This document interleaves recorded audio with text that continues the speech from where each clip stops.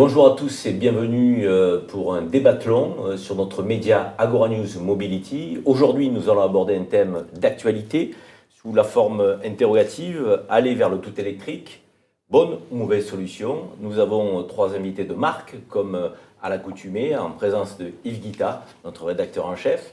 Je vais vous présenter nos invités. Nous avons Pierre Govenec, bonjour Pierre Govenec, Patrick Govenec, président de Mitsubishi Motors en France. Sébastien Grélier, bonjour. Donc vous êtes directeur produit, presse et planification Toyota France. Et monsieur François Roudier, directeur de la communication du CCFA, Comité des constructeurs français de l'automobile, et membre aussi et également de l'OICA, Organisation internationale de l'automobile. Bonjour. Bienvenue messieurs dans le débathlon sur Agora News Mobility. Alors, d'abord, un petit constat et quelques chiffres. Le transport est responsable d'une consommation énergétique qui représente à peu près 30% de la consommation finale. 40% des émissions de gaz à effet de serre dépendent du seul transporteur routier. Les ambitions publiques, nous les connaissons concernant les accords de Paris. À horizon 2050, nous voulons obtenir un objectif de neutralité carbone qui implique quand même de réduire fortement nos émissions de gaz à effet de serre.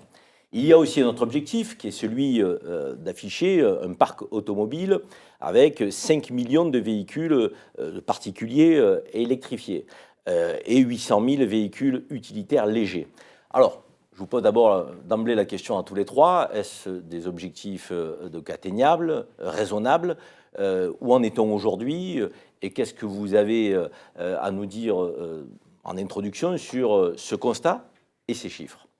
Peut-être M. Govenec. Oui, effectivement, ce constat, il est déjà partagé depuis de nombreuses années.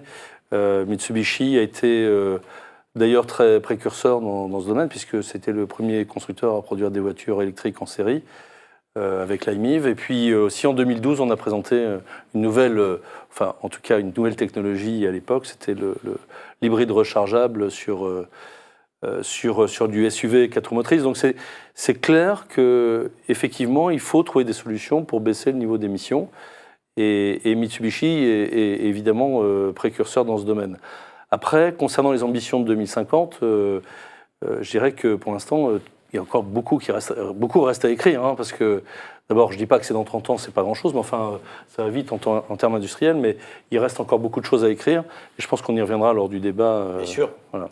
Mais pour 2028, cet objectif de véhicules particuliers à hauteur de 5 millions sur le parc et de 800 000 véhicules utilitaires légers, 2028, c'est pas 2050, c'est demain. Oui. Donc, est-ce que vous pensez qu'on est dans les clous ou pas ? Alors, on ne l'est pas encore. Le marché, je pense qu'il y a aussi... il y a plusieurs problématiques qu'il faudra certainement qu'on parle. C'est évidemment le client, parce que le client final, aujourd'hui, est un peu perdu entre est-ce que je continue diesel, est-ce que je pars sur l'essence, est-ce que je vais sur l'hybride simple, l'hybride rechargeable. Bien sûr, on va y venir. Le client, les infrastructures. Les infrastructures. Donc pour l'instant, c'est un peu confus. Je dirais qu'aujourd'hui, en ce qui concerne Mitsubishi, mais aussi, j'imagine, pas mal d'autres constructeurs, il y a des solutions qui sont prêtes pour accompagner ce mouvement. Et en tout cas, en ce qui nous concerne, je ne vois pas d'objection. Mitsubishi, sur le marché français, c'est combien de véhicules électriques aujourd'hui ? C'était 4 000, là, on va faire 10 000 cette année. D'accord. Sur ces 10 000, on va considérer à peu près la moitié en hybride rechargeable. D'accord. Ok, très bien. Du côté de Toyota, donc, où en est-on ? Pareil, ma question, est-ce que les objectifs vous paraissent raisonnables ou un peu en décalage avec la réalité du marché aujourd'hui ? Alors, tout d'abord, l'objectif de 2050, il nous va bien, parce qu'avant même que le gouvernement français annonce cet objectif de neutralité carbone en 2050, on se l'était nous-mêmes fixé il y a maintenant un peu plus de 3 ans au sein du groupe, puisqu'on a un objectif mondial qui s'appelle Toyota Challenge Environnement 2050, dans lequel on vise à réduire de 90% nos émissions de CO2 par rapport à ce qu'elles étaient en 2010 sur l'ensemble des véhicules et sur l'ensemble de la planète, sachant qu'aujourd'hui, le groupe est à peu près présent dans 167 pays sur les 192 que compte la planète. Donc je dirais qu'il y a un certain alignement et d'avoir une vision à moyen-long terme, c'est indispensable pour que l'ensemble après des filières, des industriels, mais la filière amont, aval, se mette en place et en ordre de marche pour atteindre ces objectifs. Personnellement, moi, si on parle de véhicules électriques, 5 millions en 2028, j'y crois pas un instant. Si on parle de véhicules électrifiés, là, on devrait être beaucoup plus proche effectivement de cette réalité. Effectivement, on parlait de véhicules électrifiés. L'affichage concernait les véhicules électrifiés. Et du côté, M. Grélier, donc je rappelle, vous êtes directeur produit, presse et planification chez Toyota France. Du côté de Toyota, aujourd'hui sur le marché, même question, combien de véhicules électrifiés? Alors, aujourd'hui, Toyota, c'est un petit peu plus de 100 000 véhicules vendus neufs par an en France. C'est à peu près entre 4,5 et 5% de part de marché. Et on est aujourd'hui à 70% de vente de véhicules hybrides. Ou hybrides rechargeables, une proportion qui a été multipliée par 7 entre 2011 et 2018, par exemple. D'accord. Alors, M. Roudier, François Roudier, vous avez une vision que je qualifierais de globale, donc avec le comité des constructeurs français de l'automobile, et depuis vous êtes membre aussi de l'Organisation internationale de l'automobile. Sur ce constat, d'emblée, qu'est-ce que vous diriez? Est-ce que les constructeurs se mettent en ordre de marche? Est-ce que vous semble que nous sommes un peu en décalage par rapport aux objectifs ambitieux qu'on a assignés à travers l'accord de Paris? Écoutez, je crois que vous l'avez bien expliqué, ainsi que les interlocuteurs précédents, c'est-à-dire que, oui, il y a un objectif 2050. Cet objectif 2050, ça reste un objectif. Dans les entreprises, des fois, on a un objectif, on l'atteint presque, ou on peut le dépasser. C'est intelligent.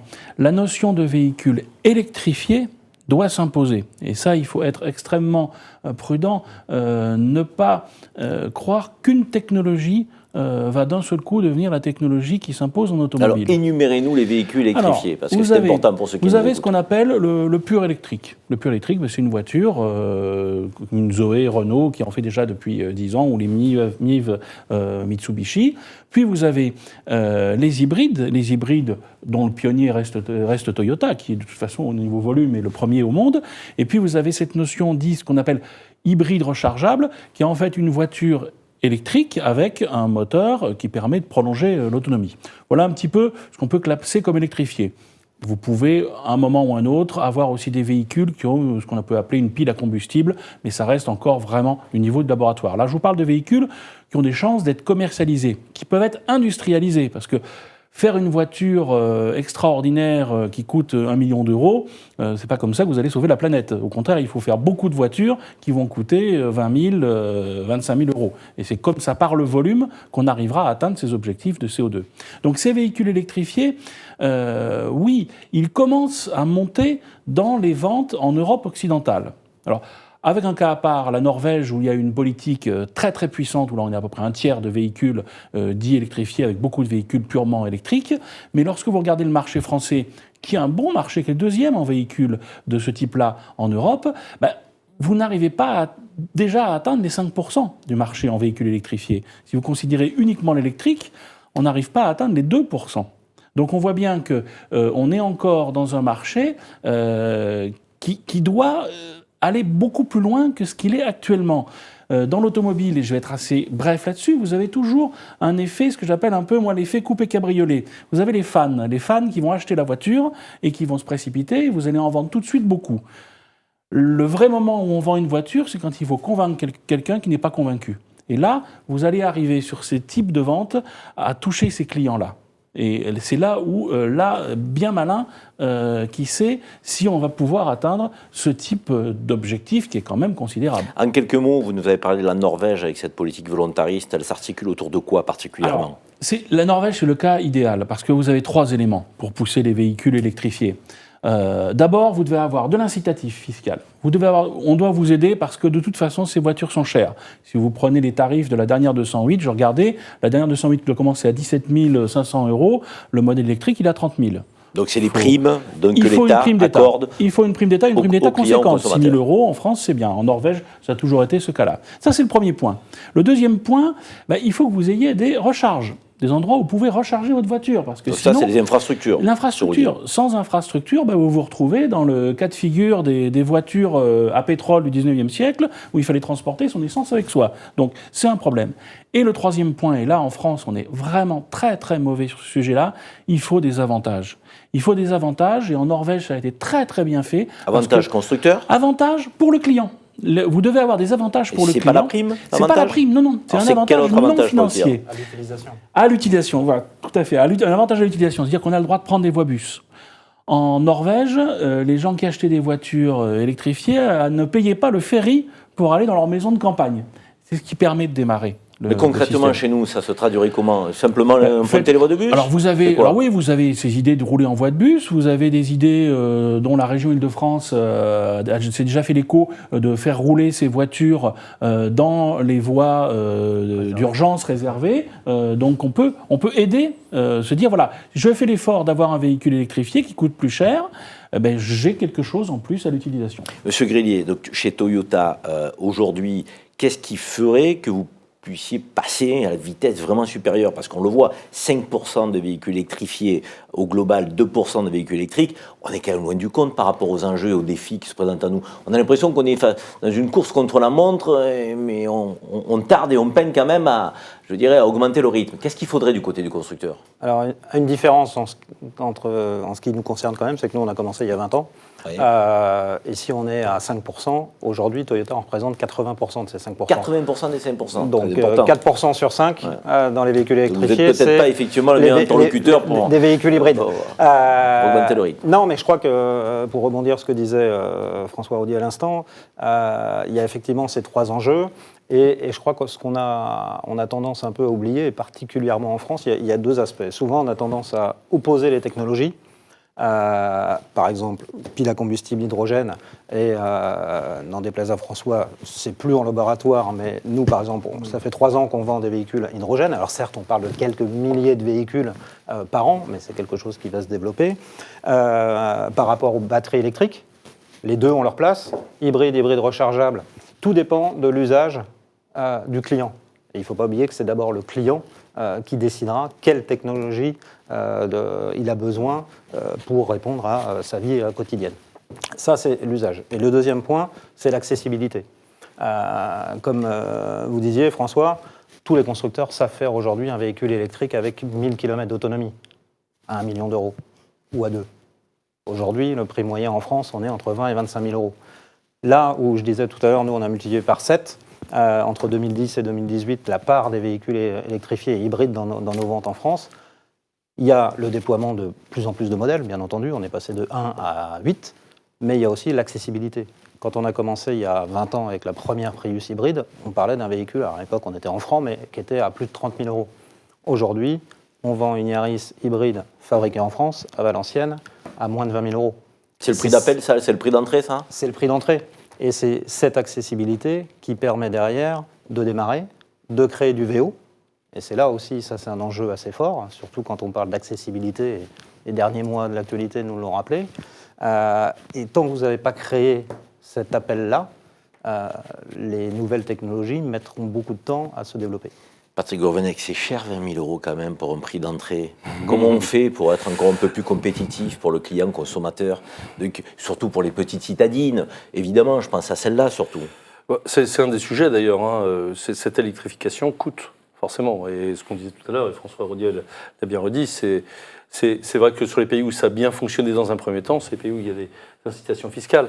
Au-delà de ça, on le voit aussi d'un autre côté, c'est que quand l'incitation fiscale disparaît, les marchés disparaissent. En tout cas, reviennent à des niveaux qui sont très faibles. Donc il faut inscrire ça dans le temps. Et évidemment, il faut être, moi je dirais, un peu pragmatique quand même dans cette avancée-là. C'est pour ça que l'avance, entre guillemets, de Mitsubishi sur l'hybride rechargeable est remarquable, parce qu'elle fait fi, en fin de compte, des infrastructures. Parce que là, ce dont on ne parle pas sur la partie électrique, c'est évidemment toutes les capacités qu'a le client aujourd'hui de se recharger d'une manière générale. Donc, l'hybride rechargeable permet justement une utilisation en full électrique et permet une utilisation au quotidien aux alentours de 50 km et pouvoir aussi, demain, partir en week-end sans aucune contrainte sur la charge de la batterie.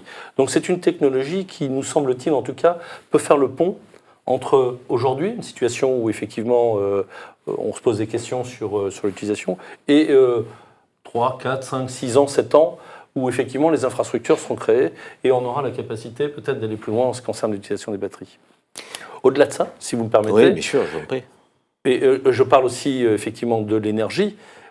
C'est la difficulté aujourd'hui de produire et de stocker l'énergie est au cœur de pas mal de sujets. Donc l'hybride rechargeable, comme l'électrique d'ailleurs, ce qu'on peut appeler chez nous, on appelle ça V2H, donc véhicule to home, c'est la capacité du véhicule à servir de stockage d'énergie en partie, puisqu'on sait que la voiture à peu près est immobilisée pendant 90% de son temps, et puis restituer l'énergie quand la maison en a besoin. Et donc cette on va dire, incrustation en fin de compte de l'automobile dans la vie globale, dans la vie de tous les jours, non plus comme un outil qu'on utilise comme ça de temps en temps, mais comme étant une vraie réserve d'énergie et une possibilité, une capacité pour les entreprises ou pour les particuliers d'utiliser cette énergie quand il le faut. Et là aussi nous paraît une très belle évolution. Une capacité à utiliser l'énergie donc de manière multifonctionnelle, quoi. Donc pour donner juste un petit ordre d'idée, 1000 PHEV Outlander peuvent correspondre à peu près à l'utilisation d'une centrale. D'accord. Donc vous voyez, on va vite sur des chiffres qui sont quand même relativement importants. Et surtout, encore une fois, cette intégration de l'automobile vraiment dans la vie quotidienne.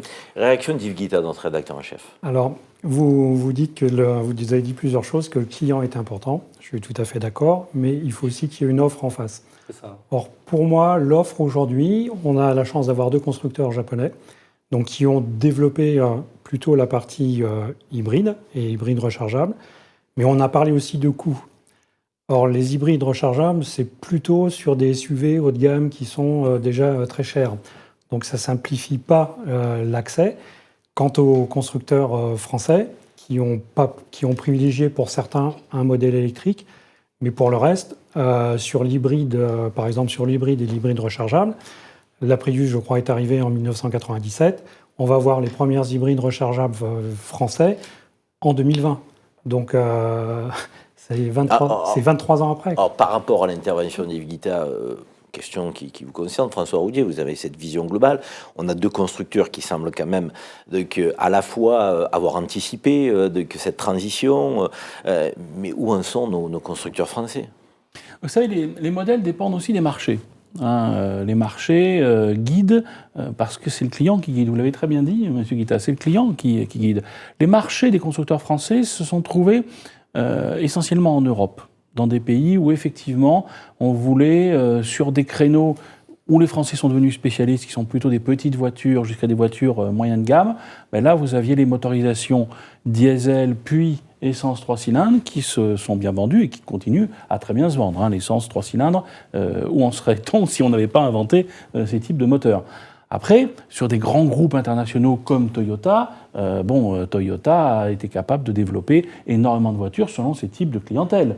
Il y a des Prius aux États-Unis, mais enfin, je vois surtout des pick-up Toyota, essence, et puis des grosses voitures, parce que ça dépend vraiment de sa façon de faire. Ce qui est d'important, et vous l'avez cité, c'est qu'au-delà de nous, entreprises, il faut quand même reconnaître que le gouvernement japonais a été d'une lucidité énorme pour pousser ce type de recherche fondamentale sur les batteries, sur les hybrides. Le MITI a été brillantissime.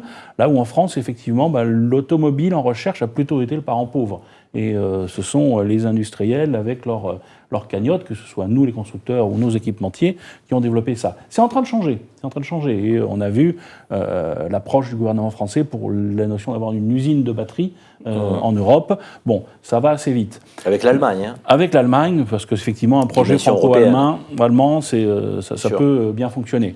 On est quand même, nous, industriels, dans un schéma où on dit, OK, on veut bien avoir une usine de batterie en Europe, mais enfin, on ne va pas se faire non plus imposer que des batteries européennes.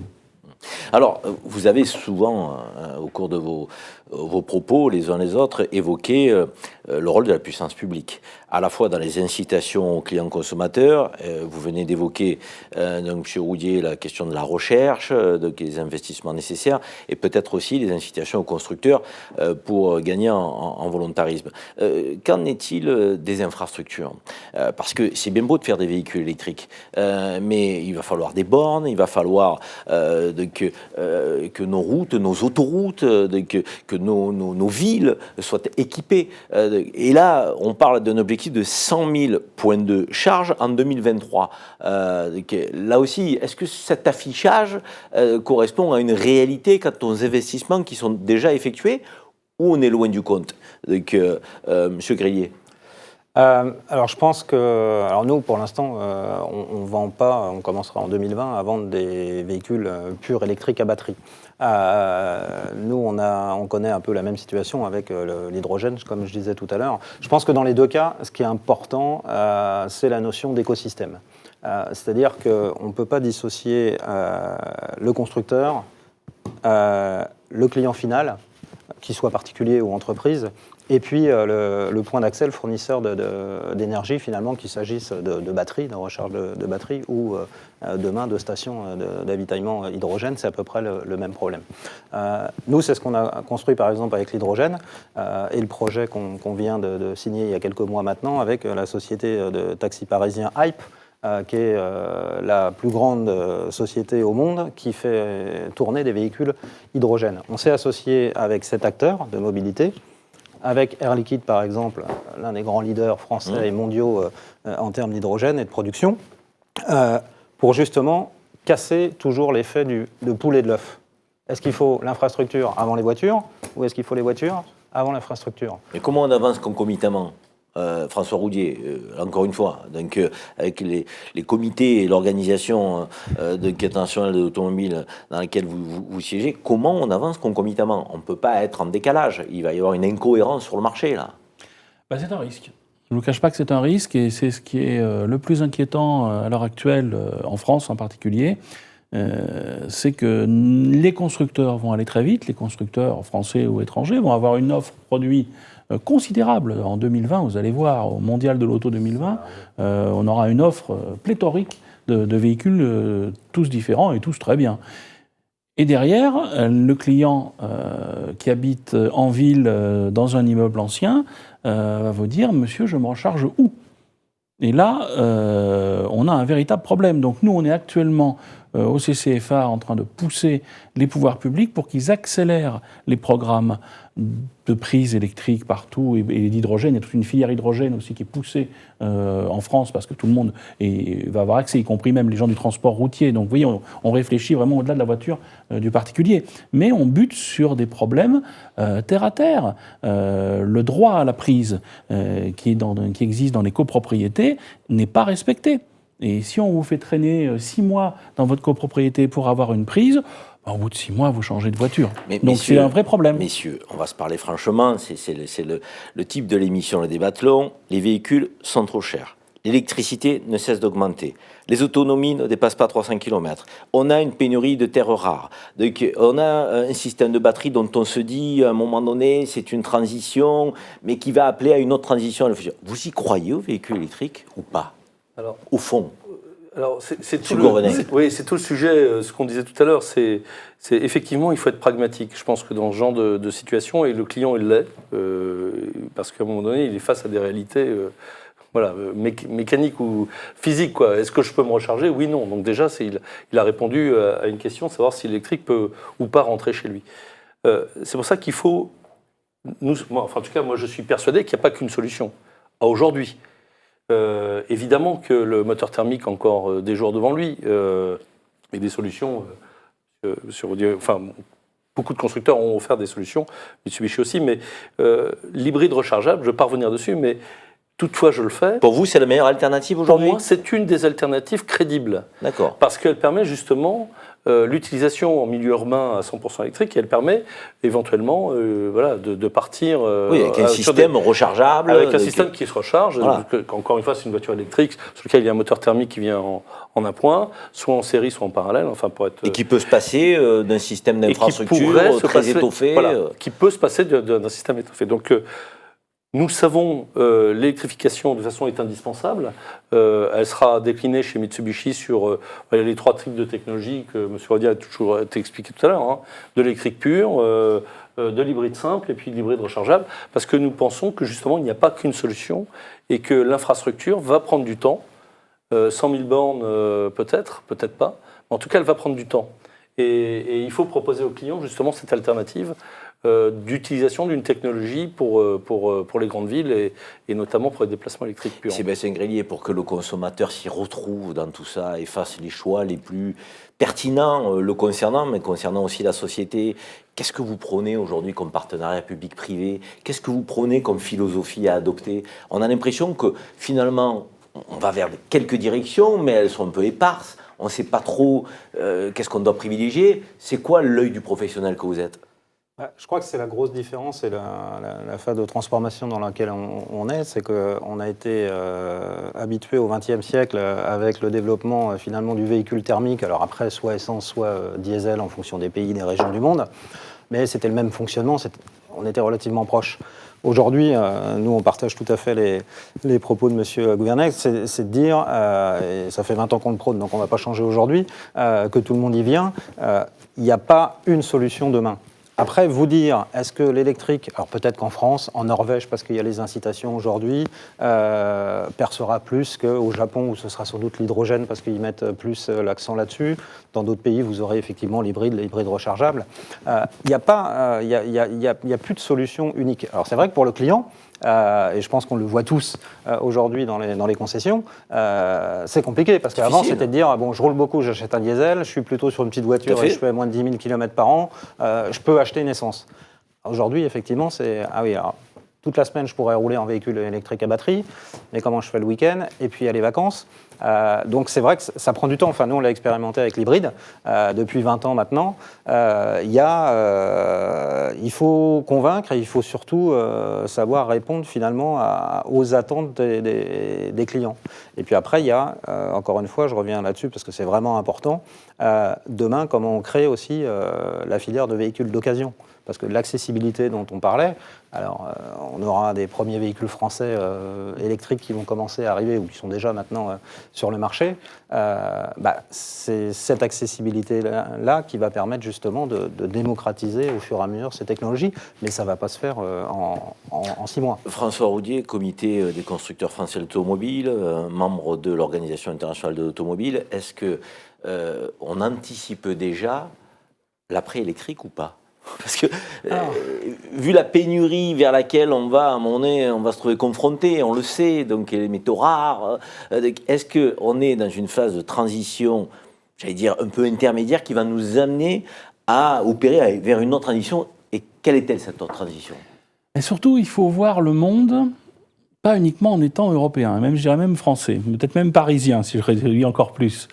Le monde de la mobilité, il est complètement différent de celui qu'on peut vivre à l'intérieur du périphérique. Moi, je me souviens d'une réunion avec nos amis brésiliens, quand vous leur parliez d'électrique, ils vous écoutaient gentiment, puis au bout d'un moment, ils nous ont dit, écoutez, vous êtes gentils, mais enfin, nous, on produit de l'éthanol à partir de canne à sucre, c'est pas d'énergie fossile, donc on va faire tourner nos voitures au moteur thermique éthanol. Bon, point barre. Les Indiens nous disaient gentiment, des voitures électriques, oui, c'est une très bonne idée. Enfin, nous, on va plutôt mettre les 2 roues en électrique parce qu'il n'y a besoin d'aucune infrastructure. Le reste, on va voir comment on fait. Donc, chaque pays a une approche très, très différente, des besoins extrêmement différents. Mais le marché de l'automobile est mondial. Le marché de l'automobile est mondial, mais il est très différent pays par pays. Il va falloir l'adapter. Vous êtes en train de nous dire qu'il va falloir l'adapter. Ce qui est très difficile pour nous, industriels, c'est que les industriels vivent dans un mythe. Chaque civilisation a son mythe. Nous avons un mythe qui s'appelle la voiture mondiale. Voilà. Bon, ça a marché une fois avec M. Henry Ford qui a fait sa Ford T. Et encore, vous savez, la seule différence qu'on pouvait choisir, c'était la couleur, c'est noir ou noir. Voilà. Donc c'était ce qu'on disait de la Ford T. Mais Mondeo, ça n'a pas marché. Mondeo, voilà. Et la plupart des voitures mondiales, c'est effectivement une catastrophe automobile. Donc en fait, ce qu'on voit, c'est qu'on se retrouve maintenant, pour nous, à avoir à développer des situations, des systèmes technologiques très différents, pour des marchés qui ne sont pas les mêmes, dans des pays qui voient un développement de l'automobile phénoménal. Je parlais à mes amis indonésiens, la moitié de leur population a moins de 30 ans, la seule chose que ces gens veulent, c'est une automobile. Donc allez leur parler d'autopartage, ils veulent leur auto à eux. Et comme ils nous ont dit, en plus, ces jeunes, si on ne leur permet pas de consommer, ils prennent un fusil et ils se révoltent. Voilà. Donc on a des approches tellement différentes que nous, industriels, nous devons investir partout. Et vous avez un exemple qui vous montre quand même cette difficulté pour les industriels, c'est la consolidation du secteur. regardez le nombre d'entreprises qui deviennent de très grosses entreprises, hein, Mitsubishi, Nissan, Renault, Toyota qui est devenu le numéro 1, le groupe Volkswagen. Bon, il y a quelques affaires aussi de fusion possibles actuellement. Donc on voit que les niveaux de recherche et de développement, les niveaux de couverture géographique des marchés vont être tels que vous devez avancer lourdement. On va avoir quoi, un marché par continent? Ça peut même être un marché par pays. Vous savez, c'est très très difficile. Je voyais l'usage de l'automobile. Industriellement, c'est possible ça? Mais de faire du sur-mesure par état-nation? Il y a une chose qui est commune à nous tous les constructeurs automobiles, c'est la concurrence. La concurrence est freinée. Si vous ne le faites pas, votre voisin le fera. Hein. Mais lorsque vous avez un pays grand comme l'Égypte à côté d'Israël, vous avez deux utilisations de voitures totalement différentes. Hein. En 50 km, vous avez traversé Israël. En Égypte, il faut un peu plus de temps quand même. Vous voyez, voilà un petit peu le problème. Le temps passe trop vite, mais avant de terminer cette émission, je ne peux pas ne pas vous interroger sur le transport routier. On a parlé plutôt des véhicules individuels. On sait que 95% des émissions de gaz à effet de serre, des 40% émises par le transport, sont émises par le seul transporteur routier.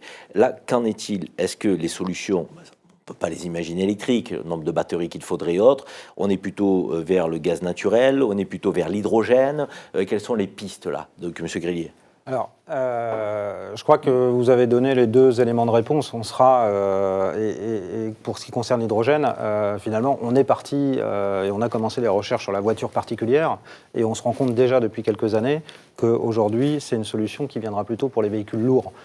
Nous, on les réserve pour les gros véhicules, type SUV ou grosses berlines, mais les véhicules utilitaires, les camions, les bus, et puis on voit avec Alstom ou d'autres par exemple les trains, et donc c'est certainement des solutions intéressantes, parce qu'en plus par rapport aux problèmes d'infrastructure, tous ces véhicules ont un avantage, c'est que vous êtes tout de suite sur des gros volumes de kilomètres, des gros volumes en quantité de véhicules, et donc vous amortissez très vite l'investissement dans une station d'hydrogène ou dans une station de gaz naturel, par exemple, par rapport à la voiture particulière où il faut répondre, comme on l'a dit depuis tout à l'heure, à une multitude d'attentes différentes de consommateurs. Très bien, mais écoutez, je crois qu'on a quand même fait le tour d'une situation complexe, mais j'espère que cet éclairage vous aura permis d'y voir un peu plus clair. Nous avons évoqué que les solutions dans un temps court, mais aussi au moyen terme, véhicules individuels, mais aussi transport routier. Nous vous remercions de votre fidélité sur Agora News Mobility. Merci Yves pour nous avoir préparé cette émission, et je vous dis à très bientôt pour un nouveau Débathlon.